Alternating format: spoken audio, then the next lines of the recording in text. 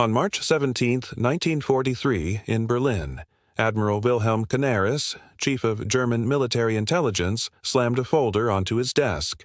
Coffee splashed across reports that, if found, meant certain death. The numbers staring back at him were impossible. This had to be American propaganda. Or was it? From his window, he could see the Landwehr Canal, a grim reminder of political violence. Now, he held a report that didn't just challenge Nazi propaganda, it challenged the very mathematics of war itself. The report, verified by his top analysts, claimed that Ford's Willow Run plant in America was producing one B-24 Liberator bomber every single hour. One bomber, an 18-ton aircraft with 1.5 million parts, assembled faster than Germany could produce a simple military vehicle. This wasn't just a number. It was a death sentence for the Third Reich.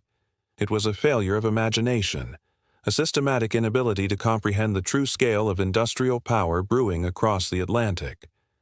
How did Germany get it so wrong? Let's rewind to 1941. Luftwaffe. General Karl Köhler presented evidence to Hermann Göring, Hitler's second-in-command, that America was already producing 2,000 planes a month. Göring laughed it off. Americans, he scoffed, can only build refrigerators and razors, not bombers. Even after Pearl Harbor, the delusion continued. Göring declared, their democracy makes them weak. Their mongrel population makes them inefficient. They cannot possibly produce what they claim. This wasn't a simple miscalculation.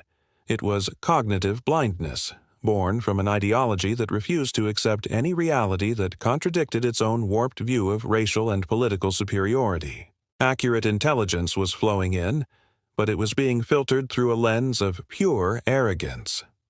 By March 1943, the evidence was overwhelming. Reports from Mexican industrialists, Spanish diplomats, and Swedish businessmen who had visited Detroit all told the same unbelievable story. Intercepted letters from American factory workers painted a picture of an industrial beehive unlike anything the world had ever seen. The Willow Run plant was a monster, a symbol of a power Germany couldn't fathom. One of the few Germans who might have understood was Nicholas Ritter. A former pilot who had lived in Manhattan, he'd watched the Chrysler Building rise into the sky. He knew what American ambition and scale looked like, but his warnings were drowned out by the chorus of ideological certainty. What was actually happening at Willow Run? Picture this: a single assembly line stretching over a mile. The building was so vast that clouds would form inside, sometimes even causing indoor rain. 42,000 workers, a force unimaginable in Germany, swarmed the factory floor. Thousands of them were women, the Rosie the Riveters of legend. Thousands more were African Americans, teenagers, and even disabled workers, a diverse tapestry of a nation united in a single purpose. Ford's production chief, Charles Sorensen, had designed the factory with ruthless efficiency. He applied the principles of car manufacturing to building one of the most complex machines of the era. The B-24s moved down the line past stationary workers, each person performing a single, precise, repetitive task. They didn't need years of training. Ford's apprenticeship schools were churning out skilled workers in mere days. Wings, fuselages, and tails converged like rivers flowing into an ocean of finished bombers. German intelligence, desperate for the truth, worked feverishly. They cross-referenced data from Swedish engineers, decoded Japanese messages, and analyzed reports from spies in Spain.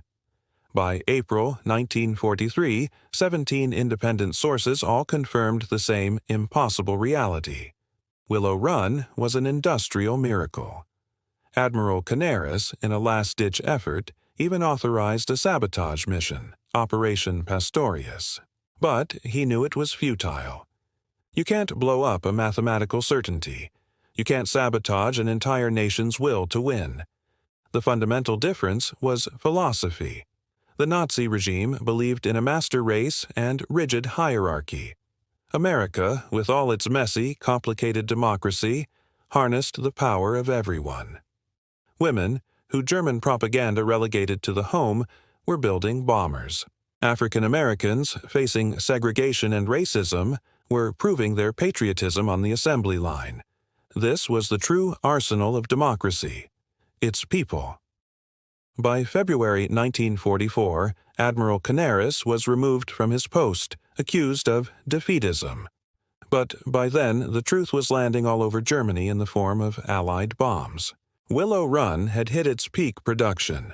A finished B-24 Liberator bomber rolled off the line every 63 minutes. Over the course of the war, American aircraft production outpaced Germany's by more than 3-to-1, all while fighting a war on 2 fronts across the globe. The story of Willow Run is more than just a tale of industrial might. It's a powerful lesson. Germany's failure wasn't in its spies or its data collection. Its failure was in its soul. The Nazi leadership was so convinced of its own superiority that it could not believe a diverse, free, and democratic society could ever be its equal, let alone surpass it so dramatically. They looked at America and saw weakness. What they should have seen was a sleeping giant, awakened and ready to build the very machines that would ensure their downfall. In the spring of 1943, a piece of intelligence landed on the desk of Admiral Wilhelm Canaris, head of German military intelligence. It was a report so staggering, so utterly unbelievable, that it threatened to shatter the very foundation of Nazi ideology. This report wasn't about a new secret weapon or a cunning battle plan. It was about a factory, a single factory, deep in the American heartland called Willow Run. What Canaris read was simple, yet world-altering. This one American plant was producing more aircraft than all of Germany's factories combined. For weeks, his top analysts, men like Oberstleutnant Nicholas Ritter, had been poring over intercepted communications, agent reports from neutral territories, and even casual conversations recorded in Mexico City. They had seen industrial power before, but nothing prepared them for this. The scale was biblical. It was a mechanized symphony of labor, a river of steel and aluminum flowing through a building so vast it was said to have its own weather system. One intercepted conversation was particularly chilling. An American oil executive, Harold Morrison, was describing the plant to German agents, completely unaware his words were being meticulously documented. He spoke with a tone of sheer disbelief. "The assembly line," he said. "It's over a mile long. The building is so huge that clouds actually form inside it near the ceiling." He went on. "They have 42,000 workers, thousands of women, thousands of African Americans, all building one of the most complex machines the world has ever seen." The machine he was talking about was the B-24 Liberator, the largest and most intricate bomber of its time. And from this incredible factory, a new Liberator rolled off the assembly line not every day or every few hours, but nearly every single hour. How was this possible? Charles Sorensen, Henry Ford's production genius, had devised a system that was both simple and revolutionary. Instead of workers moving around a stationary aircraft, the massive B-24s were moved past stationary workers.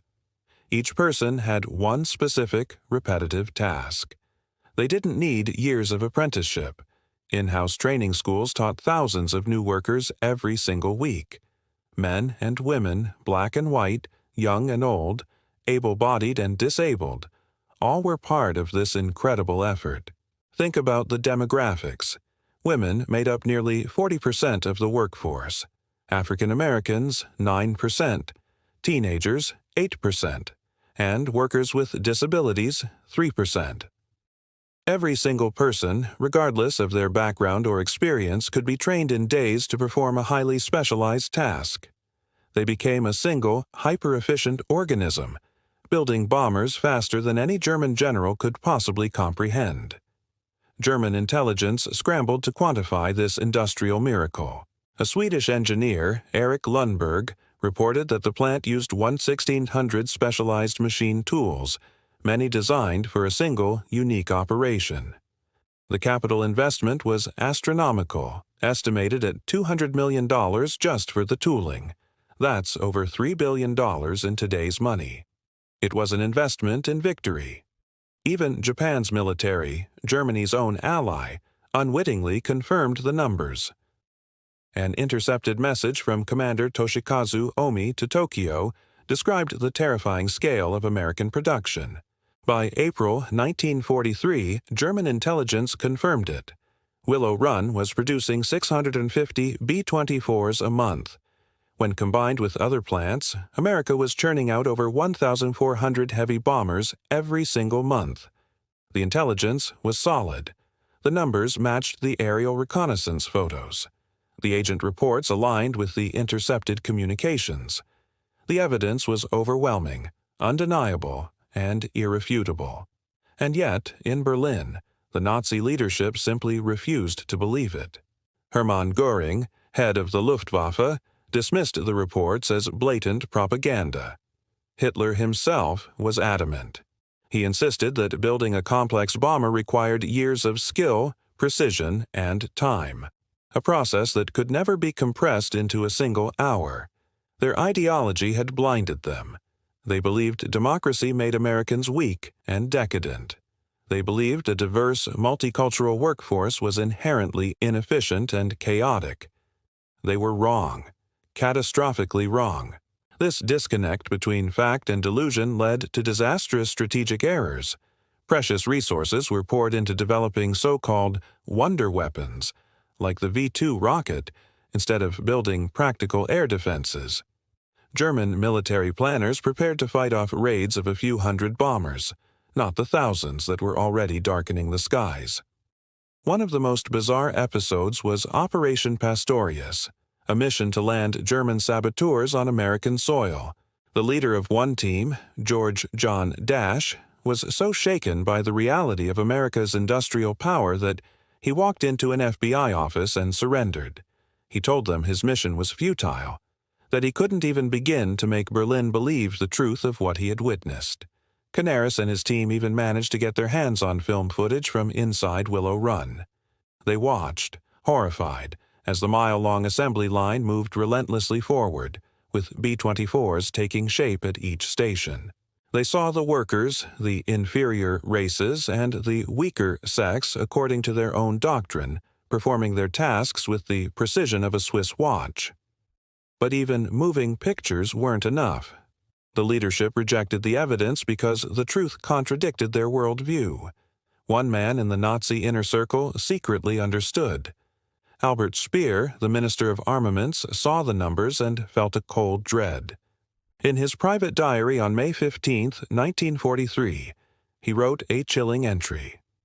"If Willow Run's figures are even half accurate, we face not defeat, but annihilation."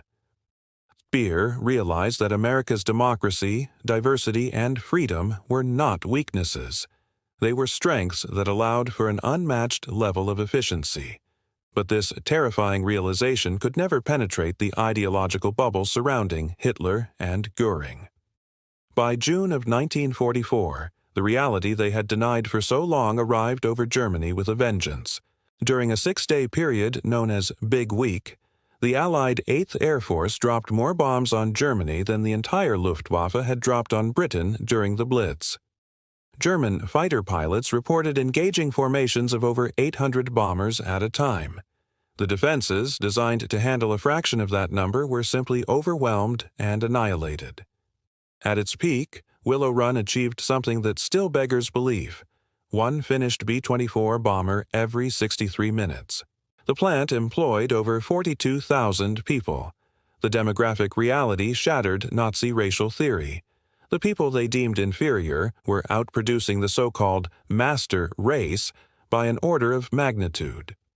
By the war's end, Willow Run had produced nearly 9,000 B-24s. In total, the United States built over 300,000 aircraft during the war, more than 3 times Germany's entire output. The failure of Nazi intelligence was not a failure of collection, it was a failure of acceptance. The truth was available, abundant, and verified. It was simply rejected. Those who dared to report the truth paid the ultimate price. Admiral Canaris was executed in April 1945 for his role in opposing the regime. Many of his officers met a similar fate. They had done their job, but their leaders chose delusion over reality. The story of Willow Run is more than just a story about a factory. It's a powerful lesson. It's proof that a society built on freedom, diversity, and cooperation can achieve the impossible. As one of the real-life Rosie the Riveters remembered, "We knew we were building something important. Every rivet we drove was going to help end the war. And they did. They, and millions like them, showed the world that the greatest weapon isn't ideology or hate, but the unified will of a free people." Have you ever heard the saying, "The truth will set you free"? Well, sometimes ignoring it can lead to total collapse. In late 1944, this became a devastating reality for Nazi Germany. As Allied bombers filled the skies over their cities, the German leadership was forced to confront a truth they had dismissed for years. American industrial might was not a bluff. It was a war-winning force. German intelligence officers had sounded the alarm repeatedly. They had seen the numbers, the reports, the undeniable evidence of America's manufacturing power. But at the very top, in the Führer's headquarters, ideology trumped facts. Hitler and his second-in-command, Hermann Göring, were convinced that a decadent democracy like the United States was incapable of building complex high-tech war machines. Cars, maybe. But heavy bombers? They believed that required a level of precision and skill that mass production simply couldn't achieve. They were catastrophically wrong. The proof was a sprawling factory complex in Michigan called Willow Run. Here, Henry Ford's assembly line principles were being applied to the B-24 Liberator bomber with breathtaking efficiency. Every 63 minutes, another four-engine heavy bomber rolled off the line. This wasn't a temporary surge. It was a sustained rhythm of production that Germany's entire industrial base couldn't hope to match. How did they do it? They turned ordinary people into specialists. Willow Run's workforce was a testament to the power of a mobilized democracy. Women, teenagers, workers with disabilities, and African Americans, groups the Nazi regime either excluded or persecuted, were trained and put to work on the assembly line. Rose Will Monroe, who would later become the inspiration for Rosie the Riveter, was one of them. Before the war, she was a mother of two with no industrial experience. Soon, she was building bombers, a symbol of the millions of Americans who stepped up to do their part. Back in Germany, the intelligence community was in an impossible position. Admiral Wilhelm Canaris, the head of German military intelligence, knew the truth about Willow Run. His agents had confirmed the production figures through every means possible: aerial photos, intercepted messages, and human sources on multiple continents. He knew the numbers were real, but presenting this reality to the Nazi leadership was seen as defeatism, a challenge to their core beliefs. Reporting the facts could get you executed. So, while German planners poured precious resources into so-called wonder weapons, like jet fighters and V-2 rockets, they failed to address the immediate, overwhelming threat from the sky. The Allied bomber streams grew larger and more relentless. Operation Argument, launched in February 1944, saw thousands of American heavy bombers systematically dismantle Germany's aircraft industry. German fighter pilots, brave but hopelessly outnumbered and undertrained, were sent on suicide missions against an unstoppable tide. Even Albert Speer, Hitler's armaments minister, privately admitted the truth. His diary entries are filled with despair over the sheer scale of American production. He knew Germany couldn't compete. To put it in perspective, the entire German investment in aircraft production from 1933 to 1945 was about 400 million in today's money. The Willow Run factory alone cost $200 million, and by 1944, it was outproducing all of Germany's aircraft factories combined. This wasn't just a failure of intelligence, it was a failure of leadership. It was a case of cognitive bias on a national scale. The Nazi leadership's belief in their own superiority blinded them to the reality of their enemies' strengths. They saw democracy and diversity as weaknesses, when in fact they were the very things that allowed America to scale its war effort so rapidly. The final, bitter irony came on April 20th, 1945, Hitler's last birthday. Deep in his Berlin bunker, as the Third Reich crumbled around him, Admiral Canaris had prepared one last report confirming the devastating output of Willow Run. By then, Canaris had been arrested and would soon be executed for his opposition to the regime. He, and others who tried to speak the truth, paid the ultimate price. Hitler, trapped by his own ideology, was incapable of accepting the facts, even as the bombers from Willow Run reduced his capital to rubble. In the end, Willow Run produced over 8,600 B-24s. In total, the United States built over 300,000 aircraft during the war, more than triple Germany's output, all while fighting a war on two fronts. The factory wasn't just a production site, it was a symbol. It proved that freedom, innovation, and a society that empowers all its people can outproduce a system built on fear, exclusion, and blind ideology. As Rose Monroe herself said, "We just went to work every day and did our job, nothing fancy. Democracy isn't complicated. It's just free people doing their best." The story of Willow Run is a powerful lesson from history. It shows that no matter how powerful an ideology is, it can't change reality. Accurate information is useless if leaders refuse to listen. In the end, the numbers don't lie, and the truth, whether you accept it or not, will always have the final say. Thanks for watching. If you found this piece of history as fascinating as I do, be sure to hit that like button and subscribe for more stories you might not have heard before. See you in the next one.